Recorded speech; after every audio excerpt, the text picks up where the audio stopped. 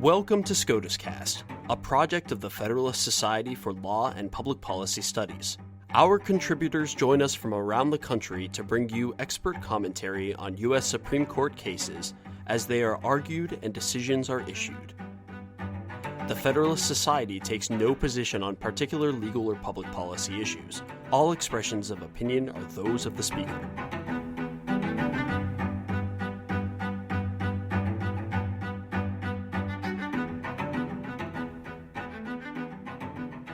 Thank you for joining us for this post-argument episode of SCOTUScast. I'm your host, Spencer Fane. On March 23, 2021, the Supreme Court heard oral argument in United States v. Cooley.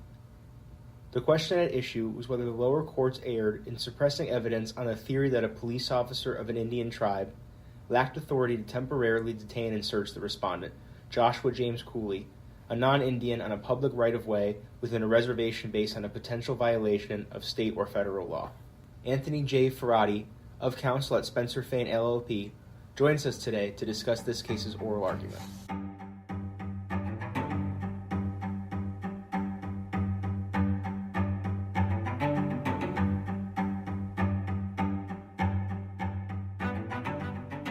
Really, to give a brief summary of the conversation, what started as an innocent Terry stop by a police officer employed by the Crow tribe on the tribe's reservation turned into a U.S. Supreme Court argument that exhibited the strain of the tribe's sovereignty against the strain of non-tribal members seeking the protection of his rights on reservations. As with any criminal law case, one of the most important things is to understand the facts. I mean, the facts are obviously important in a criminal or civil case, but there's such nuance that's really essential to some of these decisions and some of these cases that I want to spend a little bit of time kind of going through those with you a little bit. If you looked at the Crow Reservation on a map, you would find that in the south central portion of Montana is the Crow Reservation. It borders Wyoming. It borders a national forest in Wyoming, really along that northern tier of Wyoming and that southern portion of Montana. The reservation was originally about 8 million acres and has been reduced by treaty down to about 2.6 million acres. Very, very large swath of land. It covers about 3 counties in Montana. A very, very large area of the state. The tribe and its members have been active litigants of the Supreme Court for many years. The Crow are very sophisticated in the way that they litigate cases and work on issues before the court. It may not necessarily be just because they want to advance issues, but it seems to be that between they and the state of Montana, there seem to be constant issues that raise questions.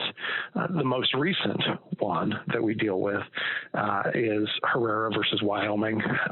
That case was about 2 years ago before the U.S. Supreme Court, and it was decided in favor of Crow tribal member Mr. Herrera. And another case that we will deal with while we're on this call is U.S. versus Montana, and that one involves the Crow tribe as well. So I really encourage you to take a look or review a map of the Crow tribe. Go into Google and type in Crow Reservation, and you'll really see the full dimension of this land. And what you'll see is that there are really 2 federal highways. A portion of another one slightly up in the northwestern corner of the reservation, but there's really 2 federal highways that pass through the reservation, and it's Interstate 90, which travels essentially from Boston to Seattle, and US 212, a federal highway that has a portion of it that links into I-90 in the eastern portion of the reservation. The incident in question here occurred in a very remote portion of US 212. The area is not known to have cellular service. very remote and very, very difficult portion of the land. But the area is considered Indian country under 18 U.S.C. 1151A, which really says that any reservation and any roads that go through the reservation are considered Indian country for purposes of the statute. In February 2016, Crow police officer Saylor came up across a truck on the shoulder of the remote area of Highway 212. After some time trying to convince the driver to roll down the window, he would partially roll it down and it would be rolled back up, and the officer would shine his flashlight into the dash and could see the driver sitting in the driver's side engine going. He finally convinced the driver to roll down the driver's side window, at least partially at that point. When he rolled down the window partially, the officer witnessed the driver's bloodshot eyes, slurred speech, reported that he appeared to be non-Indian, and there was a child in the back seat. Then Officer Saylor noticed the rifles. There was a couple of rifles sitting on the passenger seat. He asked the driver for his identification. The driver then, as he was trying to find his identification, pulled out several wads of cash out of his pockets, and there was also began some erratic behavior. There was a behavior that officers sometimes call the 1,000-mile stare. And officers often are trained to watch for such behavior because it can suggest that somebody is about to become violent. So the officer unholstered his pistol and removed the driver from the car. He also found that near the driver's right hand, there was a pistol sitting in that area. There had been some fidgeting by the driver near that. It's not clear that was an indicator that he was reaching for it, but the loaded pistol was sitting right near the driver's right hand. After placing the driver and the child in the police car, Officer Saylor went to go secure the area. He called for BIA. He called for the local sheriff to come to the location, and then went back to the vehicle, and he removed the firearms and placed them on the hood of his car. He discovered while he was doing that many plastic baggies and a glass pipe. Those are often associated with drug use, and particularly the baggies are used for sale. And in this case, the officer also found methamphetamine in the vehicle. County officers and BIA officers then arrived at the scene, and in coordination of these officers, they transported, specifically Officer Saylor was asked to transport the driver to the Crow Police Department, where BIA and county officers did question him, and then he was arrested by the county officers and tried in federal court. The charges that he was brought up on were in the U.S. District Court for Montana, and there were two charges. One was for a single count of possessing methamphetamine with the intent to distribute, and the other was a single count of possessing a firearm in furtherance of a drug trafficking crime. On motions, the defendant argued that the evidence should be suppressed because Officer Saylor, as a tribal officer, held no authority over non-Indians. And the district court granted the suppression, saying that bloodshot eyes, wads of cash are not a sufficient basis to establish an obvious state or federal law violation. The appeal went up to the Ninth Circuit, and they distinguished the tribal land from a public right-of-way on public land. You'll recall I said earlier that under 18 U.S.C. 1151A, Indian country is considered to be all reservation land, including rights of way through. But the Ninth Circuit distinguished that a little bit, saying that the tribal land is separate from public rights of way on public land. A tribal officer, the Ninth Circuit said, can investigate non-Indians solely based on authority to exclude non-Indians from tribal land. but a tribe cannot exclude non-Indians from a state or federal highway. Next, they said that a stop of a non-Indian by a tribal officer on a state or federal highway, quote, must be a brief and limited one. Authorities will typically need to ask one question to determine whether the suspect is an Indian, end of quote. The test that the Ninth Circuit created was, in their terms, apparent obvious violation of state or federal law, only to detain, and that the detention could only last a reasonable time to hand over to authorities. What's noteworthy about this is that this is very different from the current Terry stop probable cause standard, and really what the Ninth Circuit did with their ruling was give or really limit, I suppose, the authority of a tribal officer to ask one question: are you a non-member or are you a member? In dissent on the Ninth Circuit, when it went up for en banc hearing, there was an opinion written that referred to this "are you a member or non-member" as a really problematic issue from the perspective that if you've committed a crime, it's potential that you may lie to the officer as to whether or not you are a member or non-member. If you're a non-member, they have no authority to pursue you under this Ninth Circuit rule. And as long as you're not creating an apparent or obvious violation of state or federal law, they have no right to detain you, and you, in theory, would be allowed to go on your way. So that's how the Ninth Circuit approached the question.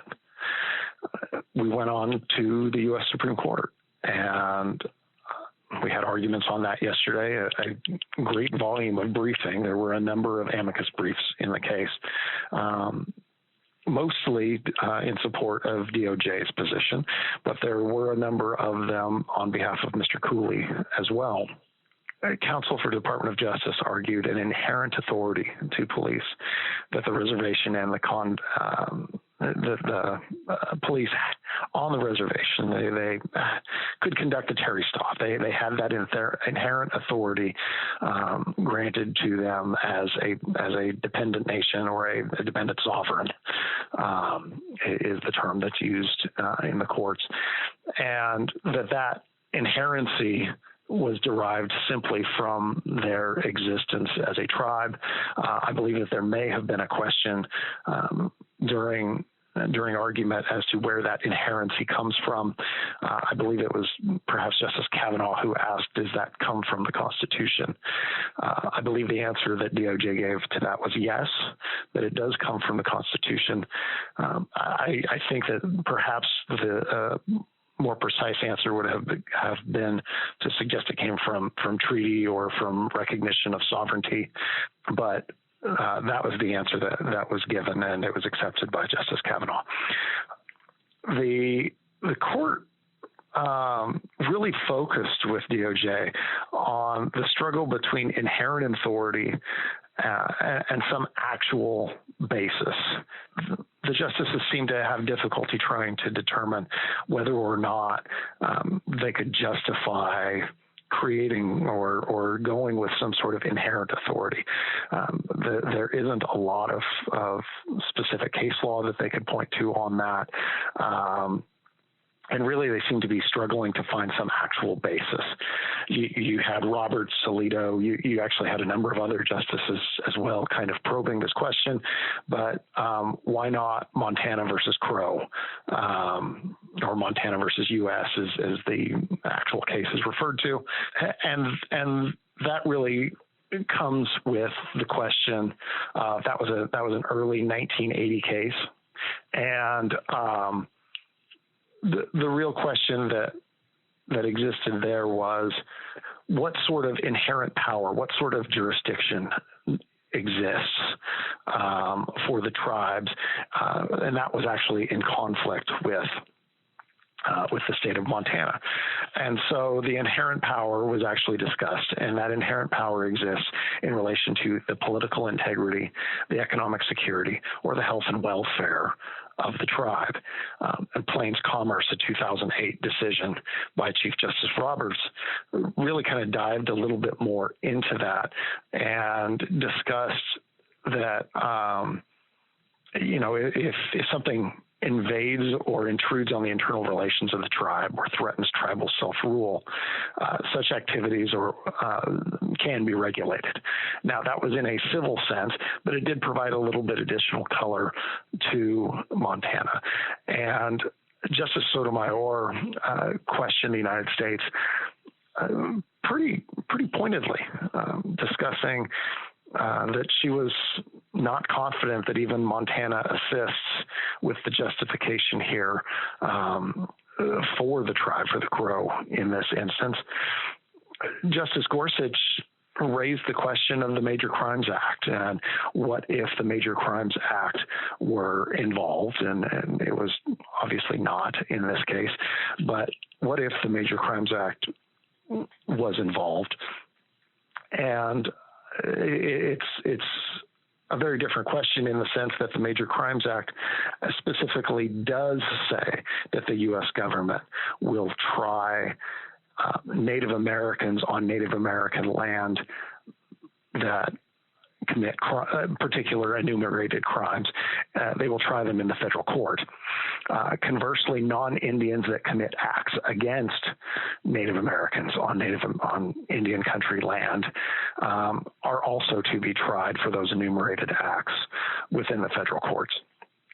So I think that the difference for that issue is that those crimes have to be tried in the federal court, and certainly the tribe, it would not affect the outcome of the fact set that we have presented here in this case. Mr. Cooley's attorneys focused more on deputization of officers. And as I read through the materials in this, and as I read through some of the, and listened to the argument on this, I really have that question in my head to a great extent as well as what about deputization? And the attorneys for Mr. Cooley tried to answer some of those, but I don't know that they had a important grasp on necessarily anybody other than Justice Breyer, who I think spent a lot of time trying to dwell on that conversation.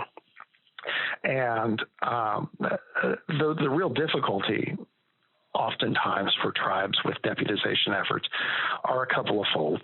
One, they certainly, the tribes oftentimes are happy to have that deputization to deal with non-Indians on their land.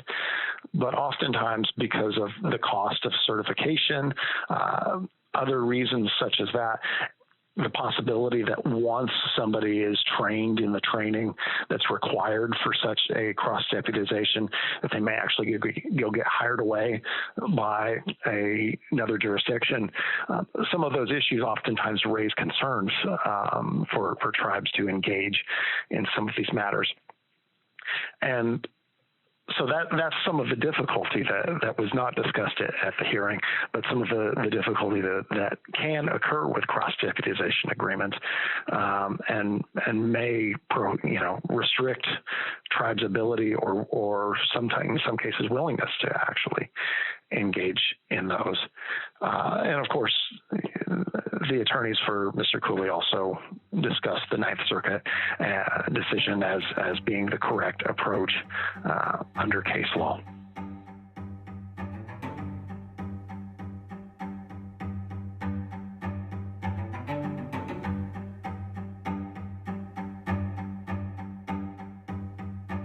Thank you for listening to this episode of SCOTUScast.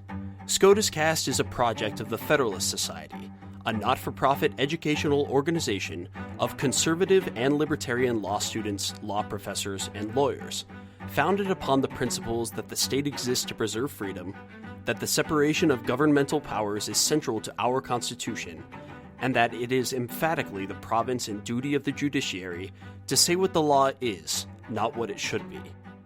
Don't forget to subscribe to our podcast series, including SCOTUScast and Practice Group podcasts, on iTunes or Google Play. For an archive of past podcasts, as well as audio and video of past Federalist Society events, please visit our website at fedsoc.org/multimedia. That's fedsoc.org/multimedia.